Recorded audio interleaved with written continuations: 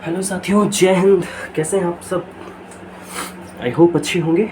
तो चलिए, इससे पहले के टॉपिक में हमने आर्टिकल 19(1)(a) से में जो अभिव्यक्ति है, उस अभिव्यक्ति की स्वतंत्रता पर हमने बात कर लिया था। और उसके बाद से प्रेस की स्वतंत्रता का मुद्दा है, उस कॉन्सेप्ट पर भी हमने बात कर लिया था। और इसके बाद हमने बात करने को कहा था कि इसके बाद हम प्रेस का जो महत्व है, हम उस पर बात करेंगे। ठीक है, तो आज का जो टॉपिक है वो है प्रेस का महत्व। प्रेस का महत्व। चलिए, थोड़ा सा हम समझेंगे कि प्रेस का महत्व कैसे है, इसकी क्या खूबियाँ हैं, और ये हमारे लोकतंत्र में कैसे अपनी भूमिका निभा रहा है। इन सब टॉपिकों पर हम बात करनी है। Not just a second guys, screen पर कुछ अगर पार्टिकल होते हैं ना, तो स्क्रैच बहुत पड़ता है, तो थोड़ा सा मैं उसको रिमूव कर दी। अब देखिए, चलिए अब हम बात करेंगे कि प्रेस का महत्व हमारे लोकतांत्रिक देश में क्या है।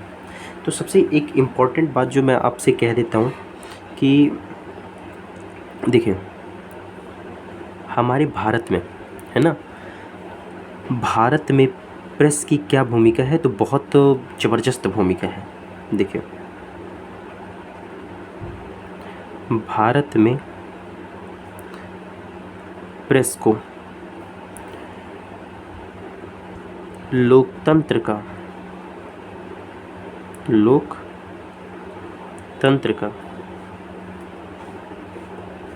चतुर्थ स्तंभ कहते हैं।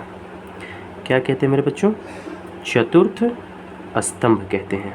ठीक है, तो अब ये थोड़ा सा हमें समझना होगा यहाँ पे, क्योंकि अभी तो हम जान ही नहीं रहे हैं कि लोकतंत्र के वो 3 स्तंभ कौन से हैं। ये डायरेक्टली हमारे सामने चौथा स्तंभ कौन सा आ गया। ठीक है, तो इन सब को हम समझते हैं कैसे क्या होता है। देखिए, भारतीय लोकतंत्र में ये जो प्रेस है ना, ये प्रेस अनेक रूप में महत्वपूर्ण है, बहुत ज़्यादा महत्वपूर्ण है। और इसी महत्वपूर्ण होने की वजह से हम प्रेस को लोकतंत्र का चतुर्थ स्तंभ कहते हैं। ठीक है, तो चलिए देखते हैं कैसे है, क्या है इसमें बातें।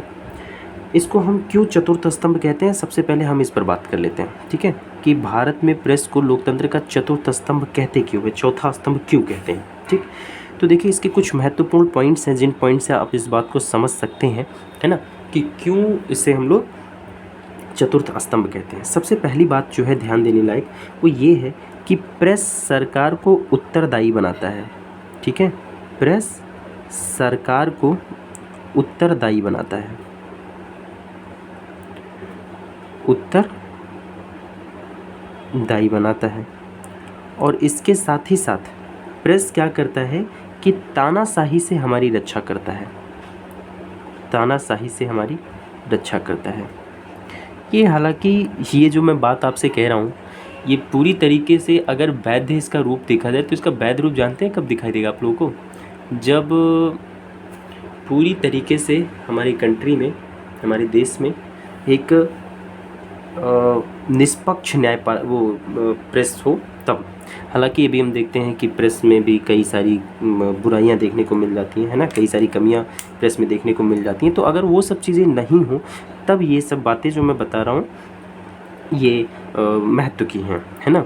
अब देखिए, समझिए, प्रेस सरकार को उत्तरदायी कैसे बनाता है। देखिए, प्रेस का सही अर्थ अगर हम देखें, तो प्रेस किसी भी घटना, किसी भी सरकार की योजना या सरकार की नीतियाँ, इन सब के बारे में समाज तक खबर पहुंचाता है। ठीक है, यानी हम कह सकते हैं समाज का ये दर्पण बनता है। तो भाई, अगर सरकार किसी भी गतिविधि को कर रही है, तो सरकार की इस गतिविधि पर लगाम एक तरीके से प्रेस लगाता है। कैसे? क्वेश्चन पूछ करके।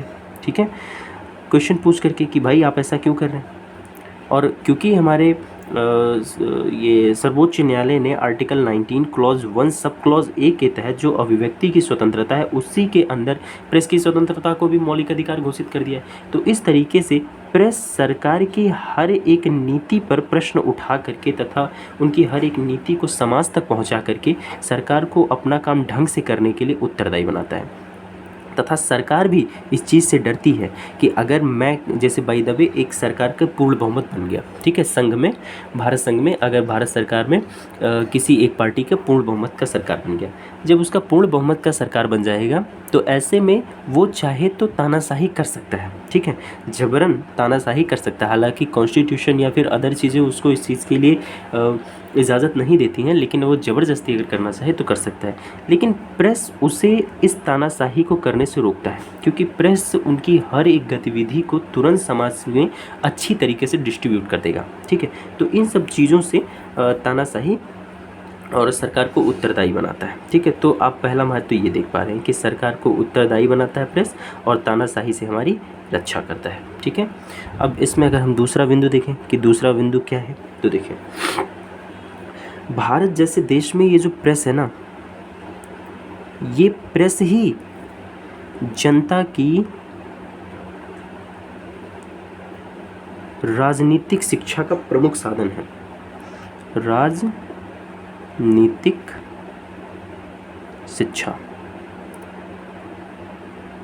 इसका प्रमुख साधन प्रेस है। यानी जनता के पास हमारे सरकार के बीच कौन सा नया बिल आया है, कौन सी नीति चल रही है, यानी पूरी तरीके से राजनीतिक शिक्षा का जो स्रोत हमारे जनता के पास है वो कहाँ से मिलता है, उसको प्रेस से मिलता है, ठीक है। तो प्रेस जो है ये एक सजग या जागरूक नागरिक की संकल्पना को साकार रूप देता है। यानी हम कह सकते हैं कि प्रेस अगर निष्पक्ष होकर के राजनीति से संबंधित सारे मुद्दों को, सारे नीतियों को अगर जनता के बीच में अच्छी तरीके से डिस्ट्रीब्यूट कर रहा है, तो इससे प्रेस के माध्यम से एक सजग और जागरूक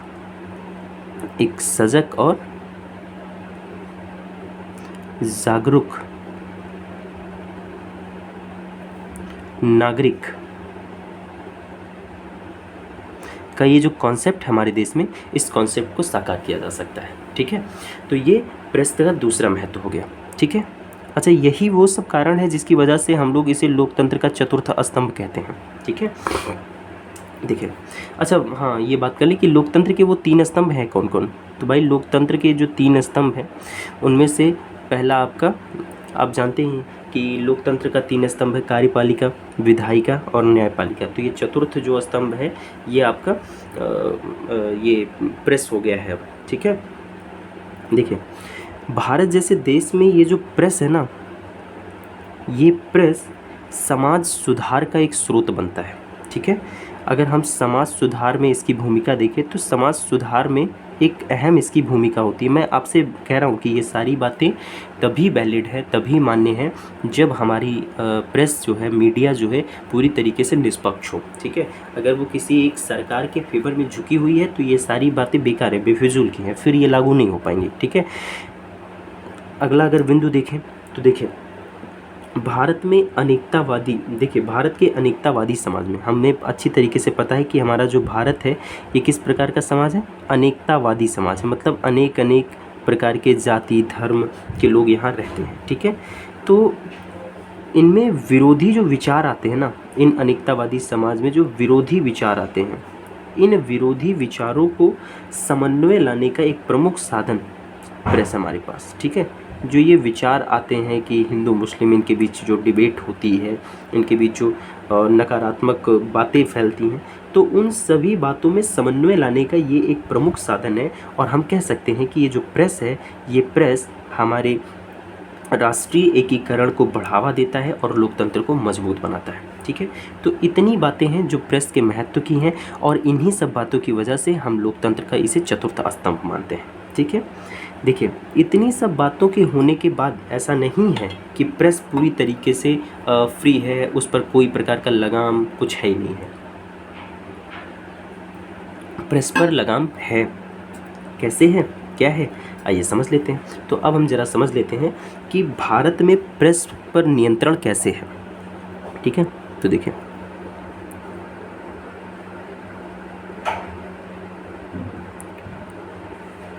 भारत में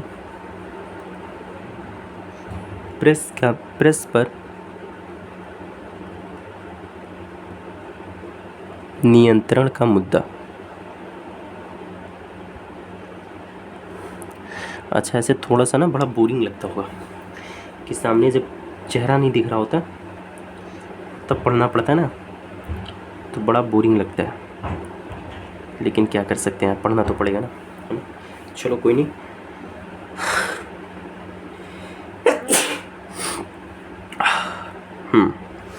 तो थोड़ा सा जुकाम हो गया है, कोई नहीं, मैनेज करते हैं। देखो, तो भारत में प्रेस पर नियंत्रण का मुद्दा कैसे क्या है भैया?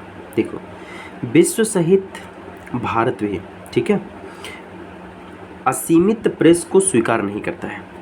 ना तो विश्व ना तो भारत, वो असीमित प्रेस को स्वीकार नहीं करता। असीमित प्रेस को स्वीकार करने का मतलब ये है ना कि मतलब उनको एकदम खुला छूट दे दिया जाए, ऐसा नहीं है, ठीक है। तो भारत है या फिर कोई भी कंट्री है, ये असीमित प्रेस को स्वीकार नहीं करते। उससे नुकसान हो जाएगा ना अगर कोई प्रेस असीमित है, और वो क्योंकि समाज का वो एक चेहरा है ना, एक दर्पण है जिसमें समाज अपनी राजनीति की शिक्षाओं को, उनकी नीतियों को, उनकी गतिविधियों को समझता है प्रेस के माध्यम से। तो अगर वो पूरी तरीके से बाई द वे, पूरी तरीके से अगर वो फ्री हो जाए, स्वतंत्र हो जाए, और उसका पक्ष अगर नैतिक ना रह जाए, प्रेस अगर नैतिक ना रह जाए, तो वो फिर किसी भी व्यक्ति को भ्रमित करके लोगों को, उनको भारी नुकसान पहुंचा सकता है। तो इसीलिए सीमा होना ज़रूरी है, ठीक है। देखिए, भारत का संविधान, भारत जो है ये असीमित प्रेस को स्वीकार नहीं करता है, ठीक है, असीमित प्रेस को स्वीकार नहीं करता है। भारत का संविधान भी एक असीमित प्रेस को स्वीकार नहीं करता है, ठीक है। भारत का संविधान, देखिए भारत का जो संविधान है ना, इस संविधान में कहीं प्रेस का उल्लेख नहीं है। आपको ये चीज़ अच्छे से पता है, पीछे हमने देखा था कि ये कैसे कॉन्स्टिट्यूशन का एक हिस्सा अभी बन गया है, लेकिन ये कॉन्स्टिट्यूशन में वर्णित नहीं है, ठीक है। तो अलग से इसका उल्लेख नहीं है, बल्कि जो प्रेस की स्वतंत्रता है ना, प्रेस की स्वतंत्रता है, ये प्रेस की स्वतंत्रता हम अच्छी तरीके से जानते हैं कि जो विचार और अभिव्यक्ति की स्वतंत्रता है वहाँ से उत्पन्न हुआ है। विचार और अभिव्यक्ति की जो स्वतंत्रता है ये वहाँ से निकला हुआ है, यानी उसी का एक अंग है, ठीक है। और भारत का संविधान इस पर, अभिव्यक्ति और विचार पर, कुल 8 प्रकार की सीमाएं लगाता है। तो जाहिर सी बात है, अगर विचार और अभिव्यक्ति पर 8 प्रकार की सीमाएं लग रही हैं, और विचार और अभिव्यक्ति का ही एक अंग अगर प्रेस की स्वतंत्रता है, तो स्वाभाविक है कि प्रेस की स्वतंत्रता पर भी ये 8 प्रकार की सीमाएं लागू हो जाएंगी, ठीक है। तो ये चीज़ क्लियर हुआ कि भाई पूरी तरीके से भारत में प्रेस नियंत्रित है, ठीक है। ऐसा नहीं है कि प्रेस असीमित स्वतंत्र है, उसको हमें कंट्रोल में रखना होता है। और संविधान में कहीं भी प्रेस का उल्लेख अलग से नहीं है। हालांकि प्रेस की स्वतंत्रता विचार और अभिव्यक्ति की स्वतंत्रता का ही एक अंग है, इसलिए कॉन्स्टिट्यूशन ने जो विचार और अभिव्यक्ति पर 8 सीमा लगाया है, वही 8 सीमाएँ हम देखते हैं कि हमारी प्रेस की स्वतंत्रता पर भी लगती हैं, ठीक है। देखिए, भारत का संविधान नागरिक को अभिव्यक्ति की स्वतंत्रता देता है, प्रेस के माध्यम से, किसी भी माध्यम से। जो भारत का संविधान है ना, भारत का संविधान, ये भारत का संविधान अभिव्यक्ति की स्वतंत्रता हर एक को देता है, किसी भी माध्यम से अभिव्यक्ति की स्वतंत्रता वो देता है। लेकिन कॉन्स्टिट्यूशन घृणा वाक की अनुमति नहीं देता है, लेकिन हमारा संविधान घृणा वाक की अनुमति नहीं देता है। घृणा वाक क्या है? घृणा वाक का मतलब होता है कि आप कुछ ऐसी वाणी बोल रहे हैं, आप कुछ ऐसा बोल रहे हैं जिसकी वजह से लोगों के बीच में घृणा उत्पन्न हो रही हो। समझ में आ रहा है? इस चीज़ की अभिव्यक्ति भारत का संविधान नहीं देता है। हमने ये चीज़ देखा था कि विचार और अभिव्यक्ति पर 8 प्रकार की सीमाएँ लगती हैं, ठीक है। तो अच्छा, थोड़ा सा हम घृणा वाक को समझ लेते हैं। घृणा वाक भारत में अभिव्यक्ति की स्वतंत्रता की परिधि में शामिल नहीं है, ठीक है। और घृणा वाक का मतलब एकदम साफ साफ है कि एक ऐसी अभिव्यक्ति जो समाज के विभिन्न समूहों के बीच में नफरत फैलाती हो और सामाजिक सामंजस्य को कमज़ोर करती हो, ठीक है। तो भारत का जो संविधान है ये घृणावाद को रोकने के लिए ही, समझ में आ रहा है, ये जो भारत का संविधान है ये इसी घृणावाद को रोकने के लिए विचार और अभिव्यक्ति पर की जो स्वतंत्रता है इन पर सीमाएं लगाता है। यदि प्रेस घृणावाद को बढ़ावा दे तो राज्य प्रेस को भी नियंत्रित कर सकता है। ठीक है, तो भारत का जो संविधान है राज्य को ये अधिकार देता है कि राज्य विशेष परिस्थितियों में, ठीक है, राज्य विशेष परिस्थितियों में प्रेस को नियंत्रित कर सकता है। ठीक है, और राज्य का ये जो प्रेस को नियंत्रित करने का कदम होगा ये बहुत सोच विचार के होना चाहिए। ऐसा नहीं कि मनमाना होना चाहिए कि अगर किसी राज्य में किसी सरकार के विपक्ष में कोई मीडिया बोल रही है, उसके गलत करने पर उसका गलत वाला पर्दाफाश कर रही है, तो वो राज्य उस पर मनमाना कंट्रोल नहीं करेगी। एक बहुत ही सोची समझी निर्बंधन के अधीन उसका ये कदम होना चाहिए कि प्रेस को नियंत्रित करने का। ठीक है, तो अच्छा देखिए, हालांकि कुल मिलाकर के ना अगर प्रेस खुद निष्पक्ष है, ठीक है, तो किसी भी प्रकार की दिक्कत या फिर उसको स्वतंत्रता के सीमाओं की ज़रूरत नहीं है। ठीक है, लेकिन दिक्कत यही है कि पूरी तरीके से निष्पक्ष होगी नहीं। तो ये भारत में प्रेस पर नियंत्रण का मुद्दा है। ठीक है, अब देखिए यहीं से उत्पन्न होता है एक और कॉन्सेप्ट कि इंटरनेट जो है ये मौलिक अधिकार है कि नहीं है। ठीक है, तो अब हम ज़रा देखते हैं कि इंटरनेट मौलिक अधिकार है या नहीं।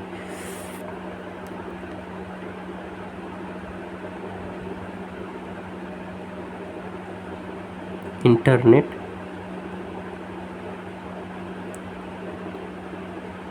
मौलिक अधिकार के रूप में आप पूरे नोट को चैनल जो है मेरा वो टेलीग्राम पे रूप में, आप ये जो मैं पढ़ा रहा हूँ इसका पूरा नोट टेलीग्राम पर, ठीक है, कहाँ पे, टेलीग्राम पे मैंने एक चैनल बना दिया है मोड यूपीएससी नाम से। ठीक है, आप यहाँ जा कर के ये पूरे के जो ये मैं पढ़ा रहा हूँ इसका पूरा नोट्स आपको वहाँ मिल जाएगा। ठीक है, तो आप वहाँ से जा कर के इसको ले लीजिए और पढ़ाई करते रहिए आप लोग। चलिए देखिए, तो अब इंटरनेट मौलिक अधिकार के रूप में भैया अब हमारे सामने एक केस आया। ठीक है, ये भी रिसेंटली की बात है, एक केस आया गुलाम नबी आज़ाद केस।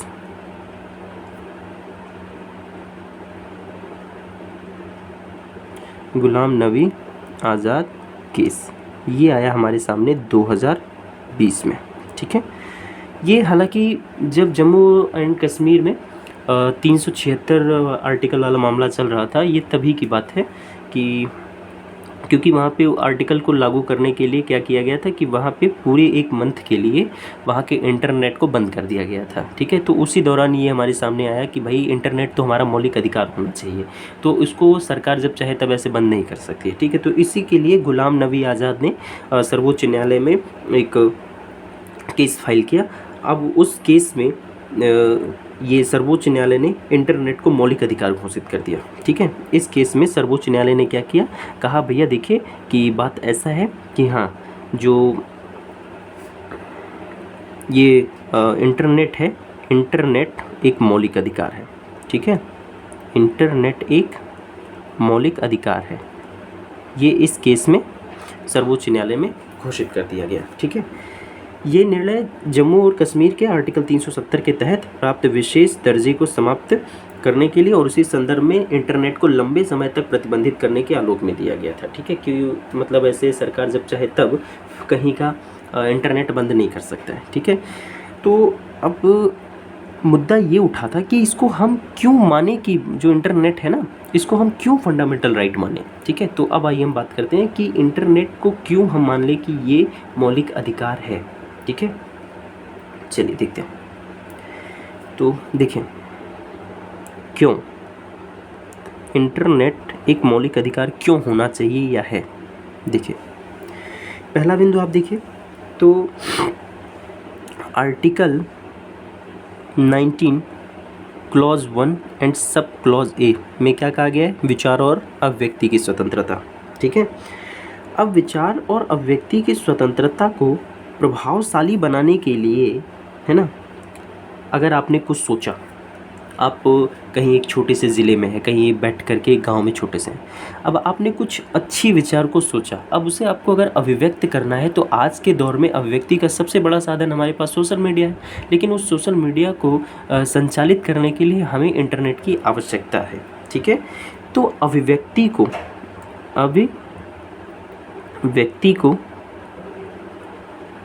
बहुत प्रभावशाली बनाने के लिए, अभिव्यक्ति को बहुत प्रभावशाली बनाने के लिए हमें इंटरनेट की आवश्यकता है। और इस वजह से हम ये कह सकते हैं कि कहीं ना कहीं इंटरनेट जो है ये अभिव्यक्ति का एक बहुत इम्पॉर्टेंट हिस्सा है। अभिव्यक्ति को बहुत प्रभावशाली बनाने के लिए एक बहुत इम्पॉर्टेंट एलिमेंट है। इस वजह से इंटरनेट एक मौलिक अधिकार होना चाहिए। ठीक है, तो ये पहला बिंदु हुआ कि क्यों इंटरनेट एक मौलिक अधिकार होना चाहिए। दूसरा बिंदु अगर हम देखें तो हमने देखा था आर्टिकल 19 क्लॉज 1 सब क्लॉज जी। आर्टिकल 19 क्लॉज 1 सब क्लॉज जी में हमने देखा था कि इसमें हमें व्यवसाय की स्वतंत्रता दी गई है। किसकी स्वतंत्रता दी गई है? व्यवसाय करने की स्वतंत्रता। और व्यवसाय करने की जो स्वतंत्रता है ये एक मौलिक अधिकार है। और सूचना क्रांति के वर्तमान दौर में, यानी सूचना क्रांति का मतलब जो हमारे पास सोशल मीडिया का प्लेटफॉर्म बहुत बड़ा है और बहुत सुविधाजनक है, तो उसी को हम लोग सूचना क्रांति का वर्तमान दौर कह रहे हैं। तो सूचना क्रांति के वर्तमान दौर में अगर हम देखें तो व्यवसाय के लिए भी हमको इंटरनेट चाहिए होता है। ठीक है, आप देखिए, आपको एक छोटी सी छोटी चीज़ से लेकर के बड़ी सी बड़ी चीज़, यहाँ की यार कंडी तक, कंडी जानते हो? जो लोग नहीं जानते कमेंट करना, मैं बता दूंगा किसी वीडियो में। ये सारी चीज़ हमें ऑनलाइन ख़रीदने को मिल जाती हैं। ठीक है, तो वो ऑनलाइन का जो सुविधा हम देखने को पा रहे हैं, जो कि एक व्यवसाय है, बेचना खरीदना एक व्यवसाय है, वो कैसे संचालित हो रहा है? इंटरनेट की मदद से, है ना। तो इस वजह से इंटरनेट एक मौलिक अधिकार होना चाहिए, क्योंकि व्यवसाय का जो स्वतंत्रता का अधिकार है वो एक मौलिक अधिकार है। और उस व्यवसाय की स्वतंत्रता को ढंग से संचालित करने के लिए इंटरनेट की ज़रूरत पड़ रही है, इसलिए इंटरनेट को भी एक फंडामेंटल राइट होना चाहिए। ठीक है, देखें, और अगर हम बात करें तो वर्तमान समय में ना इंटरनेट सूचना प्राप्ति का एक प्रमुख साधन है। ठीक है, और प्रभावशाली अभिव्यक्ति के लिए सूचनाओं तक पहुंच बहुत ज़रूरी है। जैसे मोदी जी मन की बात करते हैं, और अब मोदी जी मन की बात कर रहे हैं, या by the way Modi ji एक नया बिल पास किए। अब उस बिल के बारे में लोगों को समझाना चाह रहे हैं, बताना चाह रहे हैं कि देखिए भैया, इस बिल में ऐसा ऐसा नियम कानून है, ऐसा ऐसा आपकी सुविधा के लिए बातें की गई।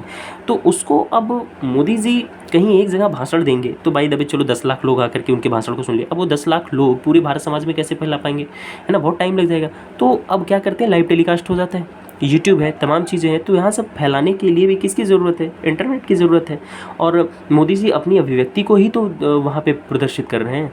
तो इसलिए, और अभिव्यक्ति की जो स्वतंत्रता है ये एक फंडामेंटल राइट है, तो इसलिए इंटरनेट भी एक फंडामेंटल राइट होना चाहिए। ठीक है, तो गुलाम नबी आज़ाद केस में इन सब तर्कों पर हमारे सर्वोच्च न्यायालय ने इंटरनेट को एक मौलिक अधिकार घोषित कर दिया। ठीक है, चलिए, अच्छा, अब यहीं से आया कि भैया झंडा फहराने का मतलब भी यहीं से थोड़ा सा कॉन्सेप्ट हमारे सामने आ जाता है, तो उसको थोड़ा देख लेते हैं।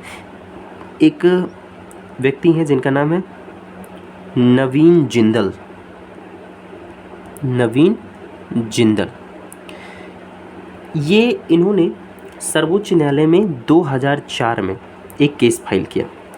इन्होंने कहा कि भैया देखिए, राष्ट्र ध्वज फहराना क्या स्वतंत्रता के अनुसार ये मौलिक अधिकार है कि नहीं है। ठीक है, यानी नवीन जिंदल 2004 में सर्वोच्च न्यायालय जाते हैं और वहाँ अपना एक केस फाइल करते हैं। और उस केस में मुद्दा ये रहता है कि राष्ट्र ध्वज फहराने की स्वतंत्रता,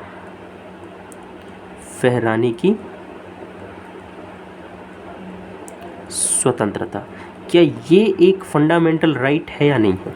ठीक है, तो सर्वोच्च न्यायालय ने कहा कि देखो, अगर आप झंडा फहराना चाह रहे हो तो फहराइए, ये आपका एक मौलिक अधिकार है। ठीक है, उसमें कोई दो राय नहीं है, आप झंडा फहरा सकते हैं, लेकिन झंडे का अपमान ना हो किसी भी परिस्थिति में। तो हाँ, झंडा फहराने की स्वतंत्रता एक मौलिक अधिकार है, कोई बुरी बात नहीं उसमें, ठीक है। अब कुछ एक केस और आया था कि जब राष्ट्रगान होता है तो कुछ लोग मौन रहते हैं, ठीक है, कुछ लोग मौन रहते हैं। तो भैया इसको लेकर के भी सर्वोच्च न्यायालय में एक केस आया, ठीक है। इनका नाम है भैया का इमैनुअल केस, इमैनुअल केस। ये केस हमारे सामने आया और इस केस में सर्वोच्च न्यायालय ने यह निर्धारित किया कि मौन रहना यानी चुप रहना, ठीक है, एक अभिव्यक्ति है। मौन रहना क्या है? अभिव्यक्ति है। अगर आप बोल करके अपनी कुछ भावनाओं को प्रकट कर रहे हैं तो वो अभिव्यक्ति है, लेकिन चुप रहना भी अभिव्यक्ति है, मौन रहना भी अभिव्यक्ति है। और देखिए, मौन रहना भी मौलिक अधिकार है, इसी सेंस में सर्वोच्च न्यायालय ने ऐसा घोषित किया। और किसी भी व्यक्ति को राष्ट्रगान गाने के लिए आप बाध्य नहीं कर सकते हैं, लेकिन उसके राष्ट्रगान के सम्मान में आपको खड़े रहना पड़ेगा, है ना, उसके लिए आपको बाध्य किया जा सकता है, ठीक। हाँ, अगर कुछ आपको मतलब फिजिकल समस्या है तो फिर नहीं बाध्य किया जा सकता, लेकिन अगर आप राष्ट्रगान को गुनगुनाना नहीं चाह रहे तो उसके लिए आपको कोई बाध्य नहीं करेगा, ठीक है। तो इमैनुअल केस में सर्वोच्च न्यायालय ने यह निर्धारित किया कि भैया आप राष्ट्रगान को गाइए या ना गाइए, ये आपका एक फंडामेंटल राइट है, ठीक है। तो ये कुछ फंडामेंटल राइट से रिलेटेड सारी बातें थी, हो गई, हालांकि भी ख़त्म नहीं हुआ, अभी आगे और भी आएगा। अब देखो, पीछे हमने आपको बताया था कि सहकारी संस्था या फिर संगठन, article 19 clause 1 sub clause C में मैंने आप लोगों से बताया था कि कोई संगठन बनाना हो या फिर सहकारी संस्था। अच्छा, सहकारी संस्था क्या हमारे मूल संविधान में था? नहीं। सहकारी संस्था ये 2011 में 97वां संविधान संशोधन जब किया गया, तब सहकारी संस्था को article 19 clause 1 sub clause C में ऐड किया गया, ठीक है। तो भाई अब हम जान लेते हैं थोड़ा सा कि सहकारी संस्था क्या होती है। देखो, सहकारी संस्था, चलिए समझते हैं हम लोग कि सहकारी संस्था क्या है। देखो, अगर नागरिकों का कोई समूह हो, ठीक है, नागरिकों का समूह, अगर हमारे पास नागरिकों का कोई समूह हो और ये समूह आपस में सहयोग करके, ठीक है, ये समूह आपस में सहयोग करके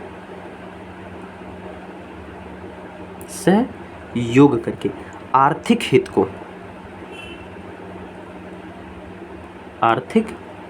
को आगे बढ़ाने के लिए किसी संस्था का अगर निर्माण करते हैं, ठीक है।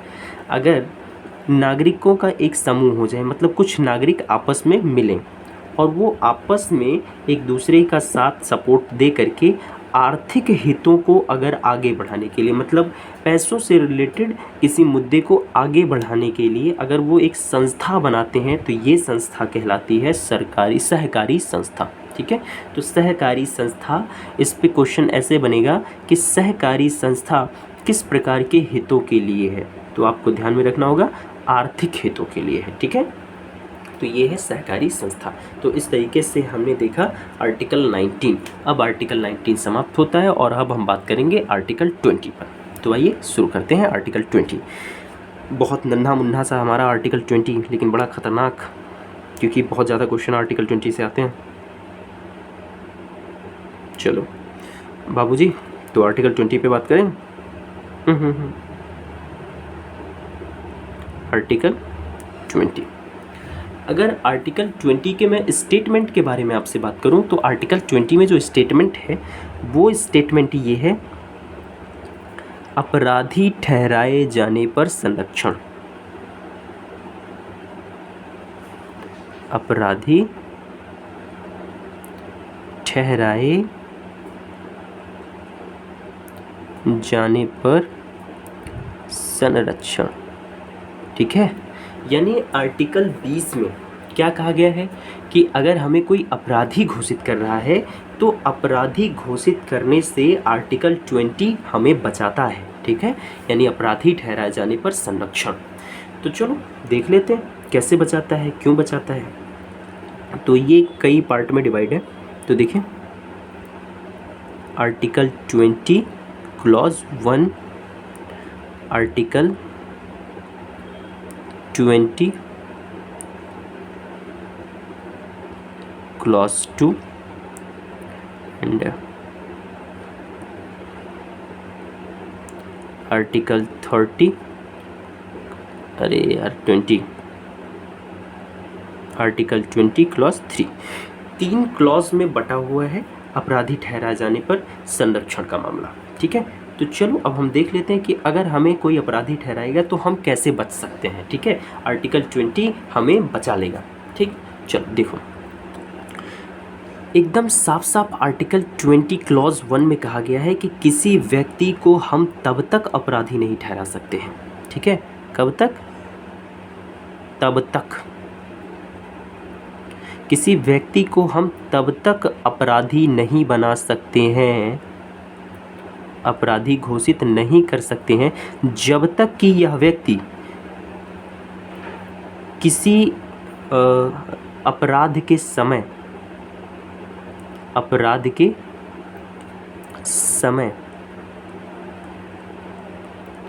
लागू किसी कानून का उल्लंघन ना किया हो, कानून का उल्लंघन ना किया हो, और हाँ प्रस्तावित सज़ा से ज़्यादा उसे सज़ा नहीं दिया जा सकता है, प्रस्तावित सज़ा से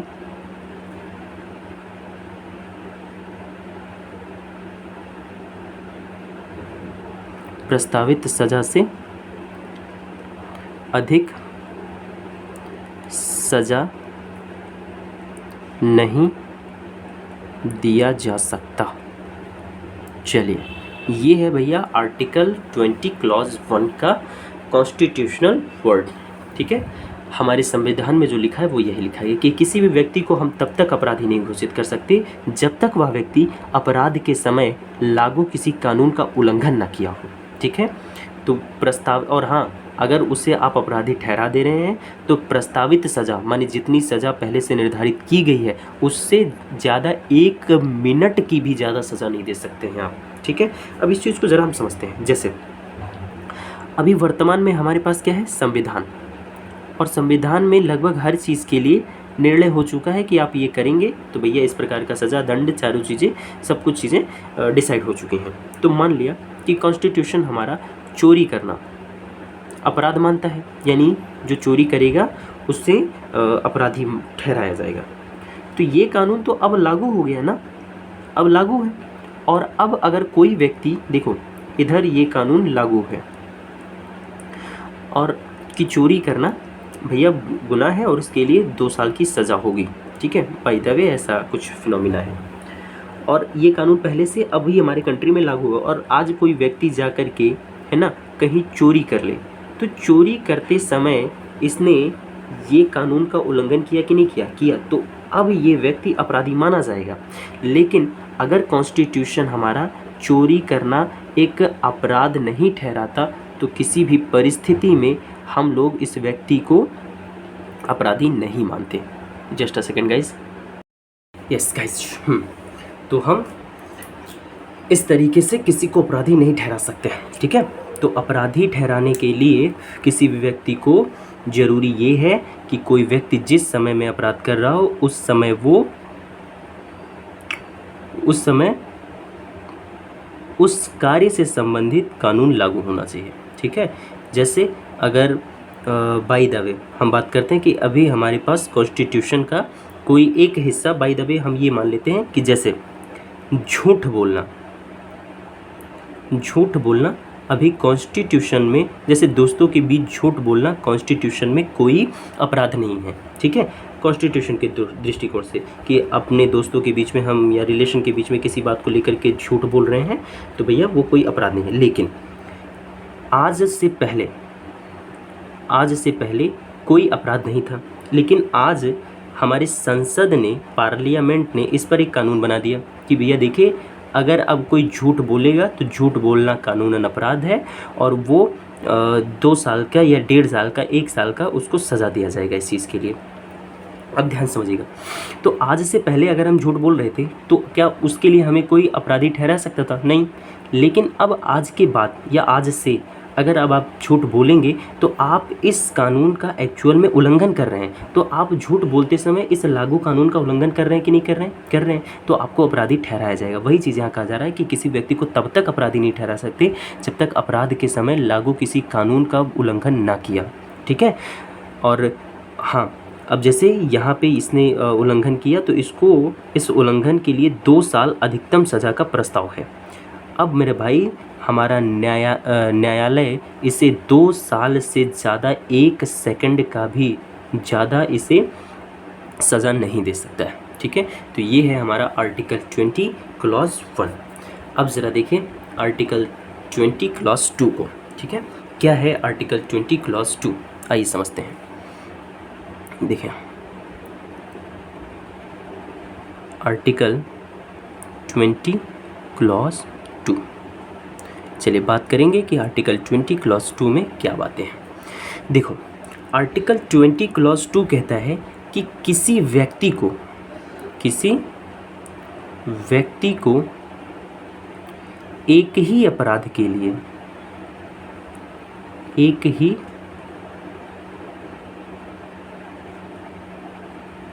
अपराध के लिए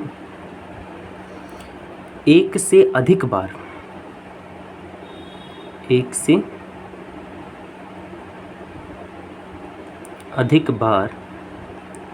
सज़ा नहीं दी जा सकती। ठीक है, अगर कोई व्यक्ति एक बार गुनाह कर दिया, जैसे मान लिया कि आज डेट है 21 जून। ठीक है, आज डेट कितना है? 21 जून। बाय द वे एग्जाम्पल लेकर के समझते हैं इस चीज़ को। आज 21 जून है और 21 जून को मैं अपनी बाइक ले करके विथआउट हेलमेट अब मैं कहीं जा रहा हूँ, तो भैया अब विथआउट हेलमेट अगर मैं जा रहा हूँ तो जाहिर सी बात है कि कानून बन गया है कि भाई अगर आप बिना हेलमेट के नहीं चलेंगे तो आपको चालान देना पड़ेगा या उसके लिए सज़ा हो सकती है। ये सब चीज़ें प्रावधान हैं। तो मैंने पहली चीज़ तो ये आर्टिकल 20 क्लॉज 1 के हिसाब से लागू कानून का उल्लंघन किया तो भाई मुझे अपराधी ठहराया जाएगा। अगर कानून लागू नहीं होता, अगर ऐसा कोई कानून नहीं होता कि मैं बिना हेलमेट के चलूँ तो फिर चलता, कोई दिक्कत नहीं होती, मुझे कोई अपराधी नहीं ठहराता। लेकिन कानून लागू है और मैंने उसका उल्लंघन कर दिया तो अब मुझे क्या है कि अपराधी ठहराया जाएगा। अब मैंने यहाँ पे इस दिन एक बार मैंने क्या किया, अपराध हो गया मुझसे, तो अब इसके लिए बाई द वे कुछ 200 रुपये उन्होंने मांगे और 200 रुपये अगर ना दो तो कम से कम आपको 1 माह का जेल, ऐसा बाई द वे प्रावधान है। तो अब मुझे दोनों में से कोई एक दिया जाएगा, तो मेरे पास पैसे नहीं हैं, मुझे 1 माह का सज़ा हो गया। अब अगली बार मुझे फिर से इसी चीज़ के लिए दोबारा सज़ा नहीं दी जा सकती। ठीक है, तो आर्टिकल 20 क्लॉज 2 हमें यही कहता है कि किसी भी व्यक्ति को एक ही अपराध के लिए, मैंने यहाँ जो अपराध किया है एक बार मैंने सज़ा काट लिया, अब फिर इसी अपराध के लिए मुझे दोबारा सज़ा नहीं दिया जा सकता है। आर्टिकल 20 क्लॉज 2 हमसे ये कहता है। Is that clear? ठीक है, चलो अब आगे देखो,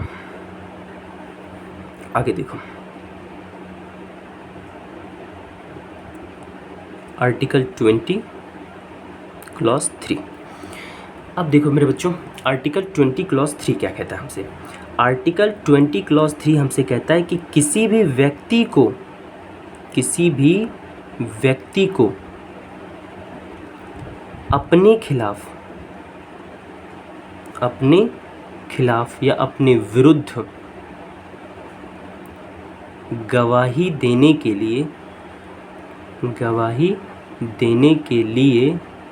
लिए बाध्य नहीं किया जा सकता।